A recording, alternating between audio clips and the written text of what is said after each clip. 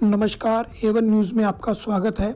आज हम 5 राज्यों के चुनाव नतीजों के जो एग्जिट पोल हुए हैं उस पर चर्चा करने जा रहे हैं। एग्जिट पोल के नतीजों से कांग्रेस पार्टी में नई जान डलने जा रही है। उनके नेता और कार्यकर्ताओं में खुशी की लहर देखने को मिल रही है।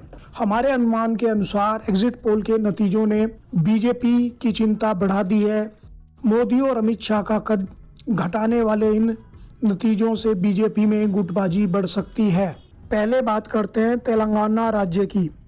बीजेपी नेता बांदी संजय कुमार के नेतृत्व में बीजेपी ने ग्रेटर हैदराबाद के निगम चुनावों में बाजी मारकर नंबर 2 की पार्टी की स्थिति बना दी थी।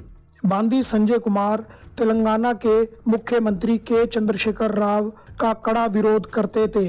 अमित शाह को यह पसंद नहीं था, इसलिए प्रदेश अध्यक्ष पद से बांदी संजय कुमार को हटाया गया। उसके बाद से बीजेपी तेलंगाना में गुटबाजी बढ़कर रह गई, जिसका नतीजा इन चुनावों में बीजेपी नंबर 4 की पार्टी बनने जा रही है। तेलंगाना की जनता में मुख्यमंत्री की पार्टी बीआरएस के प्रति नाराजगी का लाभ इस बार कांग्रेस उठा रही है। हमारे अनुमान के अनुसार कांग्रेस पूर्ण बहुमत से सरकार बनाने जा रही है। भाजपा ओबीसी की पार्टी से भी कम सीटें जीत पा रही है। अब बात करते हैं मध्य प्रदेश की। नरेंद्र मोदी अमित शाह की शिवराज विरोधी नीति के कारण मुख्यमंत्री शिवराज सिंह चौहान की कैबिनेट के कई मंत्री मुख्यमंत्री का ख्वाब देखते रहे। साथ ही मुख्यमंत्री का समय समय पर विरोध करते थे। लगातार 15 वर्षों से अधिक समय से मुख्यमंत्री बने रहने के कारण नरेंद्र मोदी व अमित शाह शिवराज विरोधियों को हवा देते थे। इस बार चुनावों में भी शुरू से ही शिवराज के विरोधियों को मुख्यमंत्री के तौर पर चेहरा बनाकर टिकट दिए गए।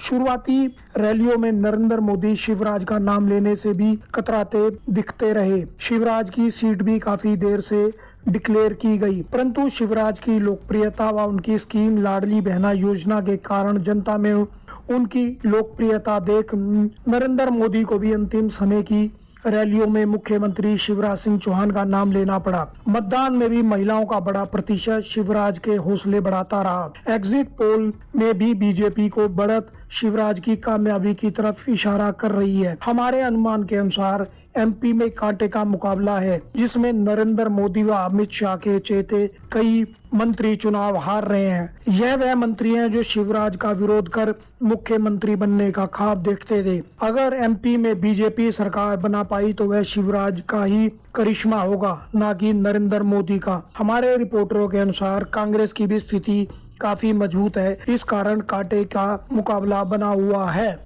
अब बात करते हैं छत्तीसगढ़ चुनावों की। छत्तीसगढ़ चुनावों में भी एग्जिट पोल के नतीजे में कांग्रेस को बढ़त दिखा रहे हैं। भाजपा यहाँ पहले से कुछ अधिक सीटें तो जीत रही है, परंतु चुनाव में सरकार बनाने की स्थिति में नहीं है। इसका मुख्य कारण यह है कि अमित शाह अपने चेते रमन सिंह पर इस बार भी विश्वास जता रहे थे। भाजपा ने रमन सिंह का चेहरा सामने रखकर चुनाव लड़ा। नरेंद्र मोदी और रमन सिंह के चेहरे को यहाँ की जनता पसंद नहीं कर पा रही है। पिछले 5 साल में भी भाजपा ने रमन सिंह की जगह जनता में किसी नए चेहरे को उभरने का मौका नहीं दिया। रमन सिंह भी 5 वर्ष जनता के बीच में नहीं रहे हैं। इस कारण से भूपेश बघेल मुख्यमंत्री के रूप में अपनी जनप्रिय योजनाओं से जनता के बीच में अपनी स्थिति मजबूत किए हुए हैं। कांग्रेस के भूपेश बघेल व उप मुख्यमंत्री टीएस सिंहदेव के बीच की रस्साकशी के कारण भाजपा को कुछ सीटों का लाभ होता दिख रहा है।